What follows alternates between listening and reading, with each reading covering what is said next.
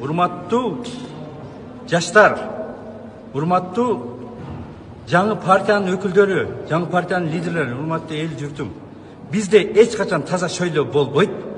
Бул нормаларды булар эч качан кабыл албайт. Дайыма ушул олигархтык жана адим ресурстун күчү менен кийинки тилекке каршы кийинки парламенттеги ушундай келе турган болуп калды. Менин колуман келбеди, биздин депутаттардын бир топ депутаттарыбыздын колубуздан келбеди. Мына бүгүн биздин 6-чы чакырыштын депутаттарын кылган иши бизге аз болуптур. Кечеги элге чыккан революцияга чыгып төңкөрүш кылабыз деп ошондой чоң элдин толкундоосу ушу депутаттарды эсине келтирбептир.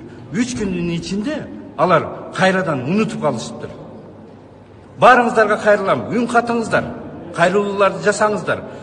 Эртеге биз парламентти кайрадан чакырып, бул мыйзамды өткөзгөнгө биз аракет кылышыбыз керек.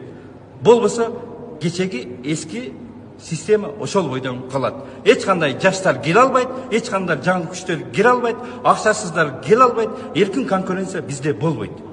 Рахмат.